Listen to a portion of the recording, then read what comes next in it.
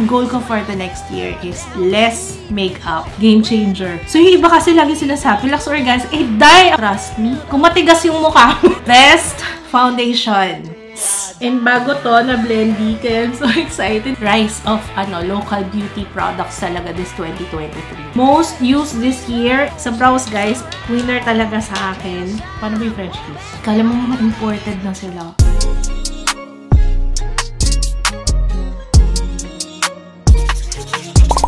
Hello, everybody! Merry Christmas! Happy New Year! Happy Holidays! Hello, I miss you! Nagkasakit ako, but I'm back. Siguro ito yung makeup edition and konting skincare. Best of 2023.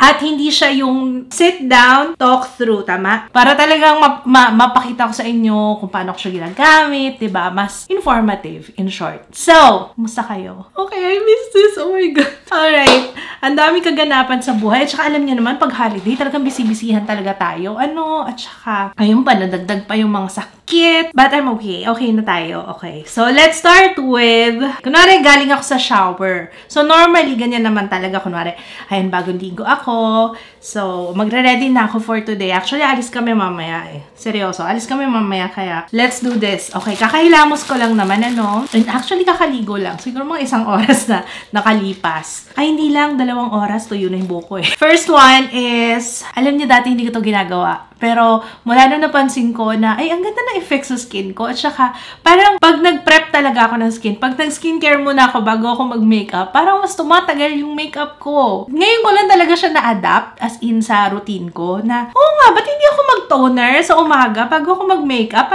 So, let's use yung Lux Organics Whitening Repair. This is my 4th bottle. Ito yung most love ko na toner. So, ganyan talaga yung kulay niya pag open ko sa box, guys, ha? Baka kasi magulat din kayo pag bumili kayo, medyo manilaw-nilaw.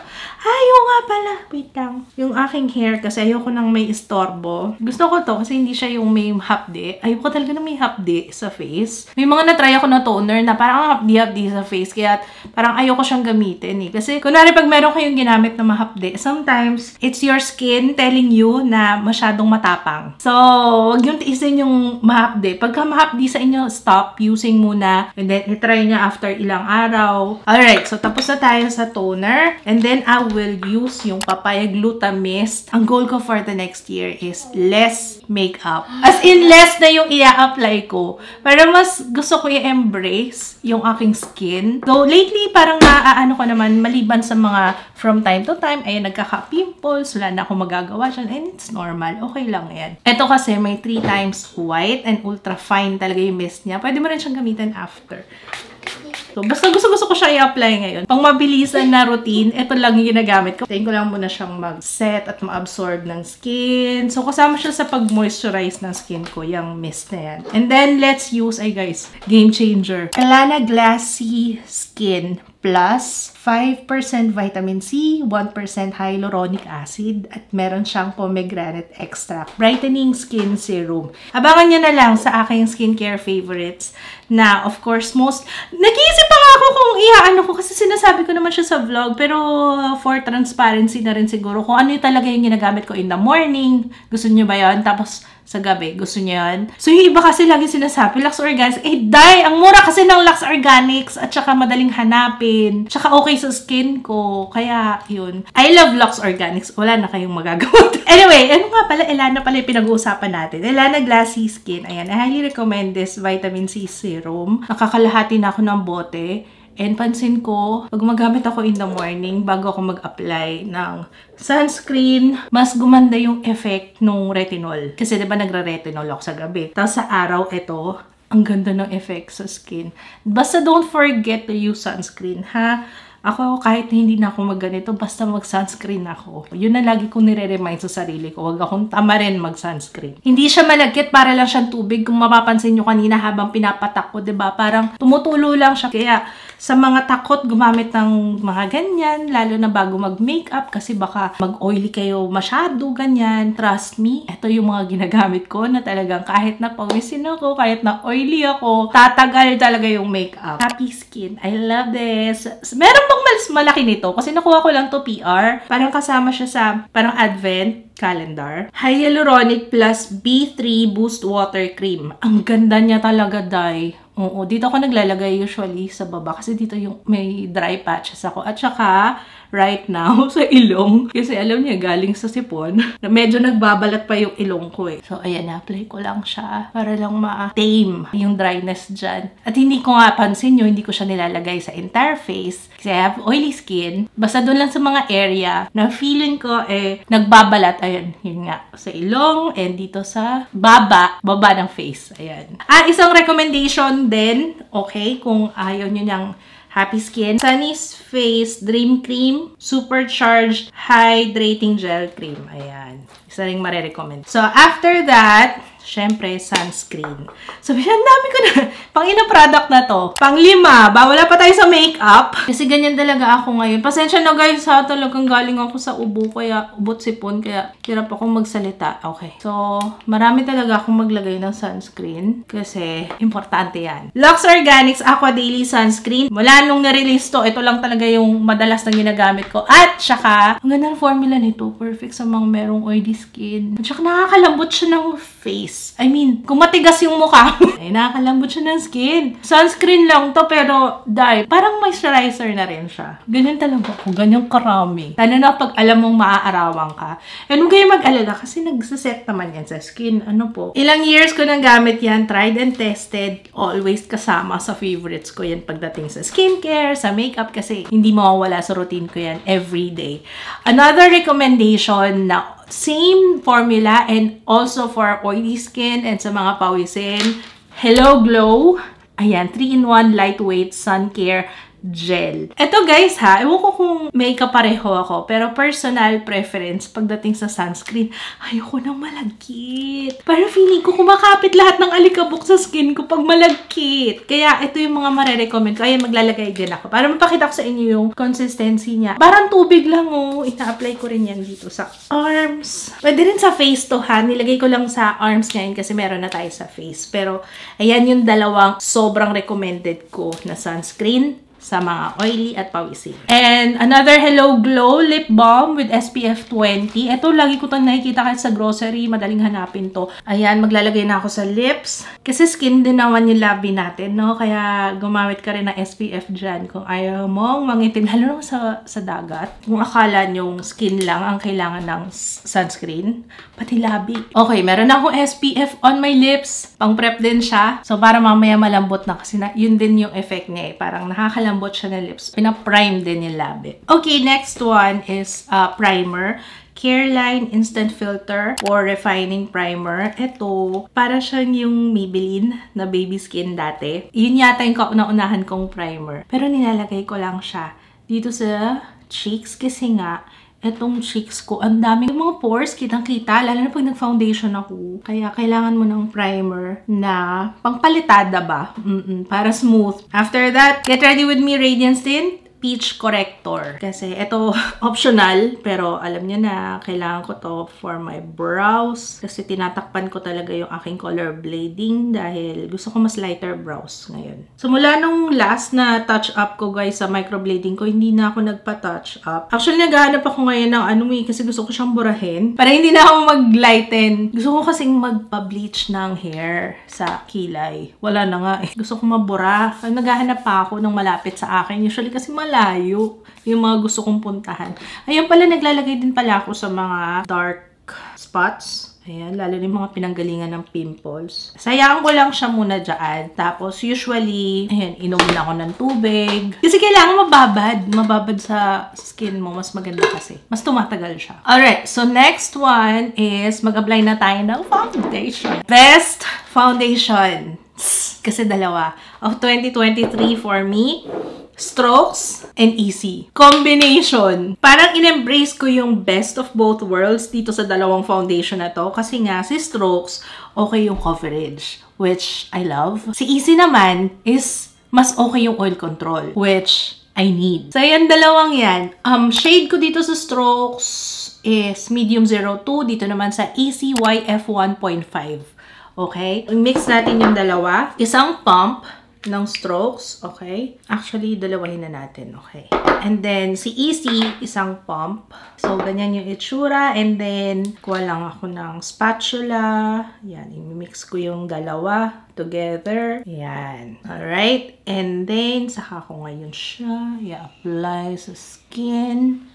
Like so. Tapos, hayaan lang natin yung ano dyan na nagbe-bake, yung corrector. Sige, blend na natin ito. Blendy yung ginagamit ko kasi yung sponge mas nadidiin ko ng husto. At saka parang smooth pa rin tingnan. May times kasi pag brush yung gamit ko, parang masyadong makapal. Ito kasi na-absorb niya yung extra. But at the same time, pwede mo pa rin balik sa skin mo. Oo, kasi nadidiin mo siyang ganun eh. And bago to, na-blendy, kaya I'm so excited. Pinag-isipan ko pa nga kanina. Sabi ko, bakit ako na ba ngayon? Tingnan niyo naman kung gaano katulis to. Nakikita niyo kung gaano katulis. At saka meron siyang cut dito, kabilaan. Basta pag-uusapan natin yan soon. Gagawin ko kasi we have 4 na bagong blendy. Ito, at saka ito guys, ay basta abangan nyo na lang ha.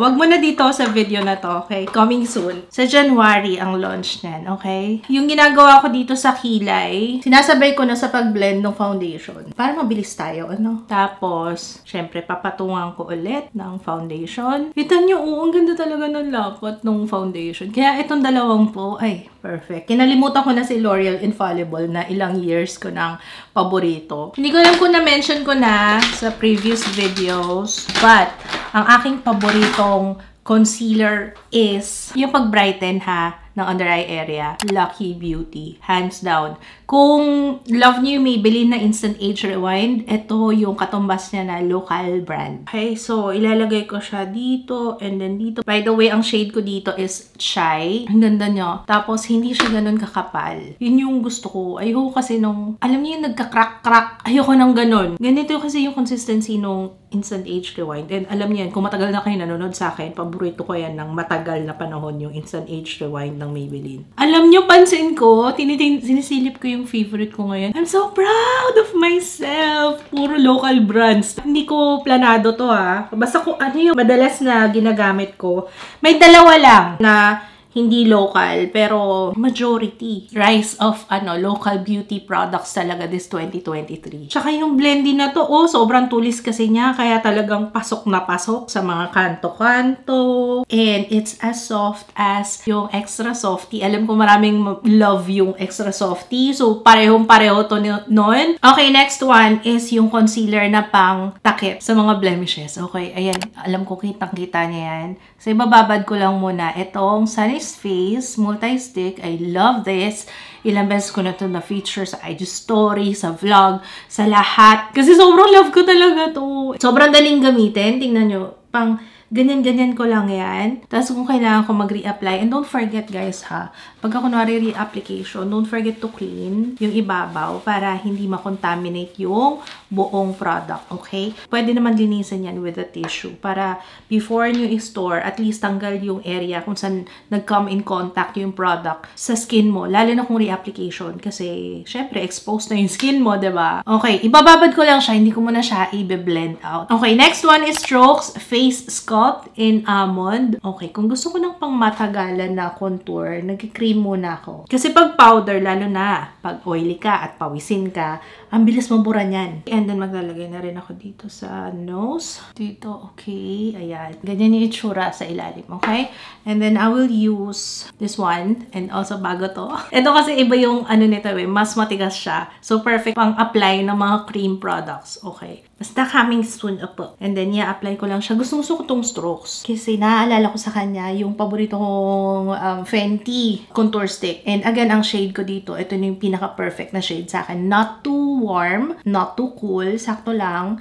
Pero dapat talaga sa pang-contour is medyo cool, no? Kasi mag-create nga tayo ng shadow. Basta sa akin, itong almond is the perfect shade. Tapos dito, ako, I cannot emphasize enough kung gaano ka-importante.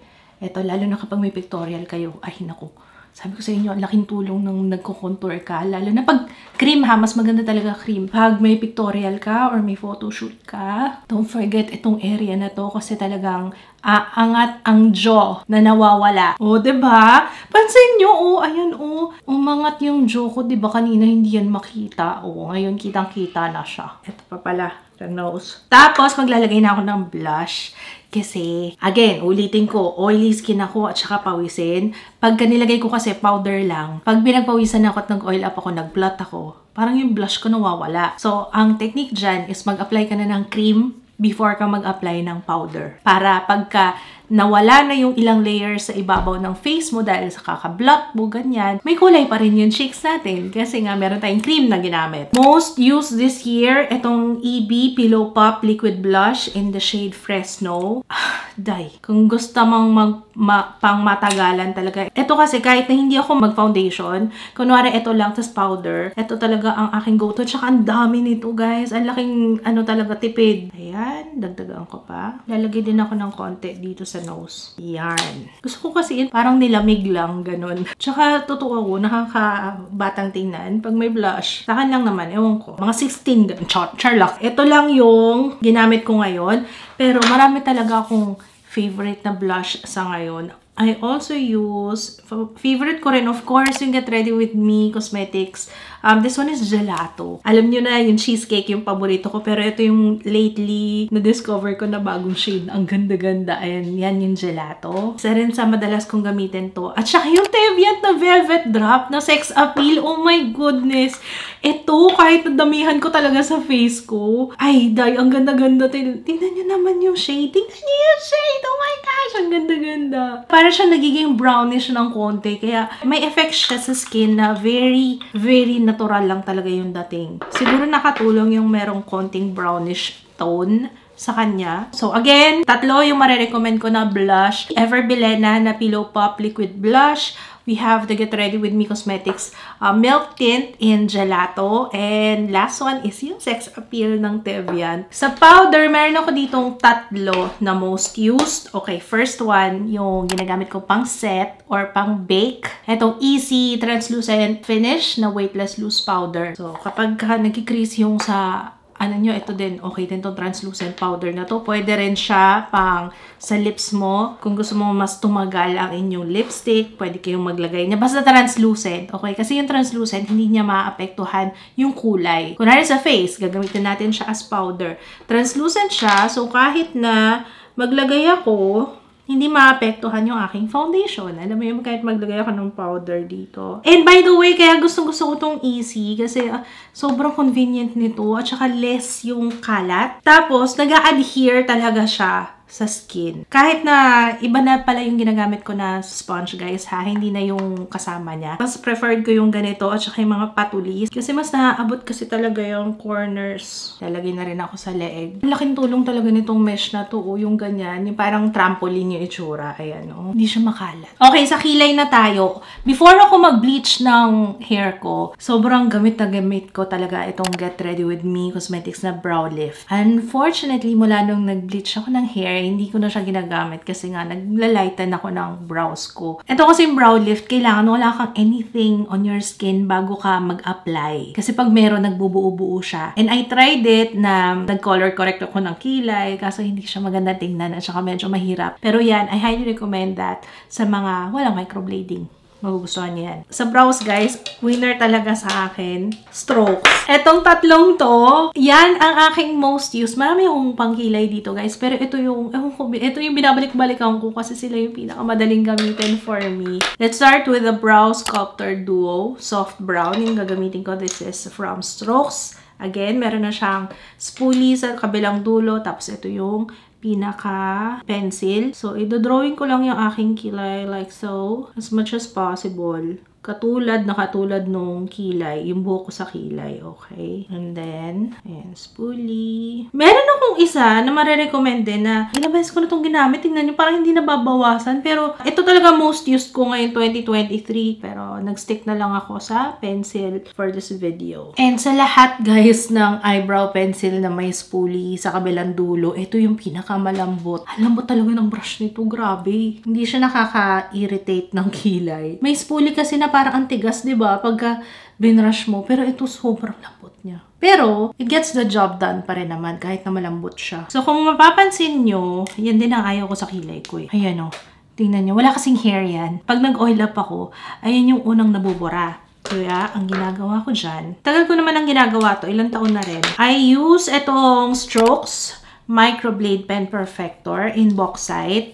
So, ang ginagawa ko ay, dinodrawing ko yung kilay. As in, kunwari buhok siya ng kilay. Ayan, pakita ko sa inyo ha, kung paano ko siya gamitin. Kasi panot talaga yung taas nitong kilay ko eh. Ayan, ang lakas makaloko na akala mo, wow, bushy brows. Kunwari lang. Tapos, etong part na to na talagang sobrang panot, ayan, dinodrawingan ko lang. Okay, ganyan. And very light hand lang. Pag napansin nyo na pasobra kayo, walang problema. Pwede nyo naman i-brush yan. Like so. Kanina halatang halata na walang buhok dito, oh. Pero ito, konti lang yung nilalagay ko dito kasi mas makapal yung hair ko dito eh. Yes, dun sa kanan. Tapos kung saan papunta yung buhok ng kilay, ganun din yung pag-apply ko sa kanya. And then, kung mapapansin nyo, masyado pa siyang dark dahil yung buhok ko sa kilay eh black. So, let's use yung Strokes Brow Colorist. Favorite ko talaga Strokes pagdating sa kilay. So, ang shade ko dito is Golden Brown. If ever hindi ko nasabi yung shade, guys, kakadada ko ha. Nasa description box yung listahan ng lahat, pati yung link. Feeling ko kailangan ko nang bumili. Parang paubos na siya. The perfect kilay routine for me. Nakalimutan ko pala i-mention yung dalawang powder na most used ko rin. We have the BLK Cosmetics Butterscotch. Ayan. And ito ginagamit ko to pang apply powder brush, okay? And then yung Get Ready With Me Cosmetics. Of course, favorite ka to. Ayan. Nutmeg. Ito ginagamit ko pang apply, pang retouch, ganyan, kung kailangan. And pag tinatamad ako, blush lang muna and then powder. Kaya kung mapapansin nyo, may mga pink-pink yung... sa eyes, wala ako masyado kasi this year, hindi ako masyadong nag-eyeshadow this year. Parang more everyday. Well, gano'n naman talaga ako. Minsan lang talaga pag kailangan. Okay? Easy! Of course. Alam nyo na yan. Easy is my favorite. Ayan, lagi nyo nakikita sa vlogs yan. First one is si Teddy. Okay, gamitin natin si Teddy. Okay, Teddy. So, outer V. Tapos pull up ng konti.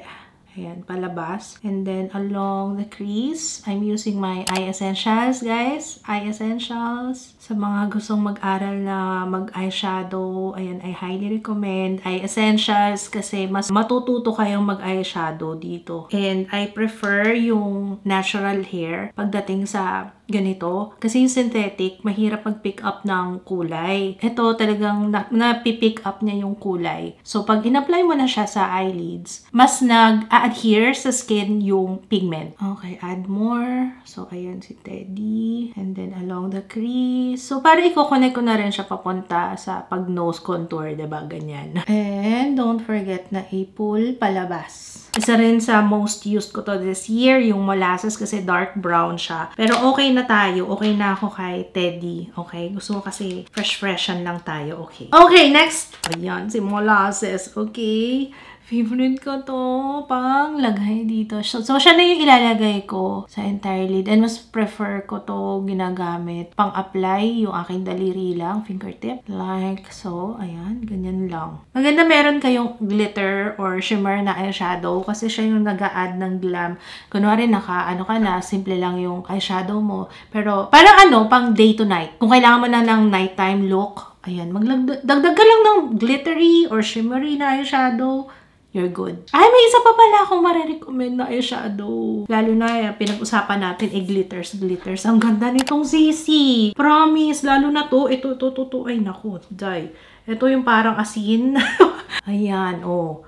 Ang ganda-ganda niya, naku. Ayan, yan. And tsaka ito, yung orangey. Pero hindi naman talaga siya totally orangey. Naku, perfect yung mga pakinang-kinang na yun. Lalo na ngayong New Year. Number 15 to. Lalagay ko yung link sa description box. And online ko naman binili ito eh. Kaya, highly recommend this. Okay, so next one is mag-eyeliner na tayo. Very manipis lang. So, I'm using itong Careline Graphing Liner Lash and Line.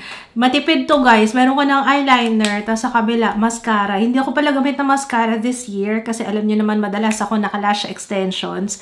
So, kung magmamaskara man ako, ginagamit ko siya sa lower lashes. Pero, ngayon, ayan, okay sa akin tong mascara na to. Okay, let's use yung liner. Usually, dito lang sa dulo. Ayan. Ganyan lang. Pang everyday. Gusto ko tong Careline na eyeliner kasi, guys, yung Graphing liner talaga is the best talaga. Pinaka-affordable and kilala kasi yung Careline eh. And alam nyo na yung pag sinabing Careline, parang yun, ewan ko sa akin, pag sinabing Careline, nung unang pumapasok sa isip ko na product is eyeliner talaga the best. Lash curler. Ang ganda nitong lash curler ng Paul Lash. I received this through PR. Get Ready With Me Cosmetics ba yun? And hindi ko na ginamit yung iba kong lash curler. Ang ganda nito. Perfect talaga siya. Lalo na sa mga maiksi ang lashes. Opo. Mascara, like I said, ito yung madalas na ginagamit ko, yung Careline na mascara. Gustong-gusto ko yung brush nito. Ginagamit ko to madalas sa lower lashes. Pero, isa pang marirecommend ko is Super Mega Ultra Curl Mascara ng Vice Cosmetics. Syempre, love ko to. Mas gusto ko to kaysa dun sa, ano isa? Yung Drama. Yung kulay lavender yung tube. Ito kasi pastel pink. Ito yung same na consistency, same formula nung Super Mega Ultra Curl Mascara na collaboration ko with them. I love this. Kung namimiss nyo na yun, ito siya. Wala na kasi syempre, yung collaboration ko na yun of course, for a limited time lang yun. Hindi siya forever magiging available sa Vice Cosmetics. Well, ganun naman talaga mag-work ang collaborations. Kaya, ayan, just so you know. Ito guys, yung madalas kong gamiting lashes. Ardell Wispies. Ayan. Pag hindi ako naka-lash extensions, ito yung lashes ko. Let's apply that. Tapos yung pandikit ko is yung Bia eyelash adhesive na nabili ko sa Divisoria to. Tingnan nyo guys, so yung Moonlight, yung sinasabi ko sa inyo, ayan yung Moonlight na ginamit natin na shimmery eyeshadow. Tingnan nyo, para lang siyang basa. Tagal ko na naghahanap ng ganyan eh. Tapos sakto yung laki ng glitters, hindi siya ganun kalaki. Without the hassle ng mga cream eyeshadow kasi yun yung hindi ko talaga hindi kasundo ng eyelids ko, mga cream eyeshadow. Nagkikrease talaga sa akin. Ito guys, nabili ko to sa Lazada. Lalagay yung link sa description box. Tapos, disposable siya. Pero ilang beses ko yung ginagamit. Siguro, hanggat hindi maglagas-lagas. Kasi medyo mahal siya eh. Pero okay rin naman. Kasi matagal ko naman siya nagagamit. Balikan natin yung eyeliner. Kasi yung band ng lashes, kailangan maitago natin, diba? So, para hindi masagwa yung glue. Ayan, lalo na pagputi yung glue, papatungan lang natin yung ibabaw ng band ng lashes. Para hindi naman siya mukhang fake na fake yung itsura. For my contour and blush, Teviant yung usual na ginagamit ko. Para isang produkto na lang kasi may highlighter na rin dito.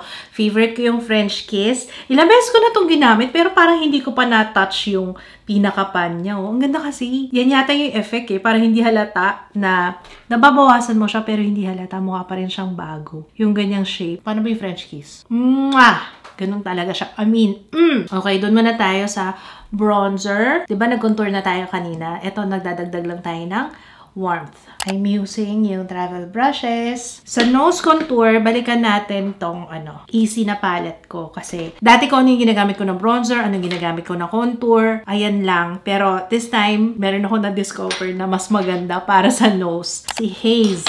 Okay? And usually, daliri lang yung ginagamit ko dito kay Haze. Pwede mo naman siya gamitin na pang contour, pero mas gusto ko siya sa nose kasi iba ang effect nitong Haze. And then, syempre, ito na rin yung gagamitin natin na blush. Ito yung sinasabi ko na kapag ka pinagpawisan kasi, lalo na kapag powder blush yung ginamit, after that, matatanggal agad, nabubura ka agad. Maganda na merong cream or liquid blush. Okay, and then yung highlighter, hindi ako nag-highlight sa upper cheeks. Dito lang ako naglalagay sa tip ng nose and then here. May isa pa ako recommendation for the contour, Toasty Cocoa or Toasty Cocoa. So sculpted ng Vice Cosmetics. This is very, very, very, very, very good. Ang ganda talaga nito. Tapos, ang laki niya. Ang tagal mo tong magagamit. Guys, sa lips, ang dami kong favorite ngayon. Pero at the top of my mind, ito yung most used ko. Yung madalas na kinukuha ko talaga. Okay, let's start with Absidy ko. Ano yung ilalagay natin ngayon? Ito yung dalawang favorite ko na shades. We have Spanish Latte. I-swatch ko na rin sa inyo, guys, ha? Ayan.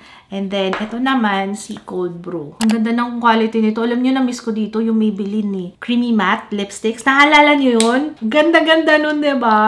So, yan dalawa. But first, bago ko siya i-apply, wait lang, marami pa ako recommendation. I-apply na natin tong Kisses It ng Vice Cosmetics. Sobrang smooth niya. Wala kang mararamdaman na tigas sa kanya and hindi nagtatag sa labi. Apply muna natin si Cold Brew. Ganito ginagawa ko dyan, guys, ha? Cold Brew. Inner corner ng mouth. And then, dito sa gitna, si Spanish Latte. Ang ganda ng combination. Si Cold Brew, siya yung nagda-drawing na parang dimension sa lips mo. So, kaya nga complementary siya dun sa lip liner na ginamit ko. Medyo dark siya ng konti. Ayan o. Tapos pag lighter yung nilagay mo dito sa ibabaw, yan, in my case, nilagay ko Spanish Latte, parang mas nagpa-plump yung labi. Ayan yung effect niya. Parang ako nagpa-fillers. Ganon. Okay, hindi pa tayo tapos. Gusto ko yung may glitter-glitter kasi maarte kasi ako. At saka, para festive naman yung dating, no? Sakto pang bagong taon. Lucky Beauty Lip Glass in Jewel. Tignan nyo ha. Tignan nyo yung magic ha.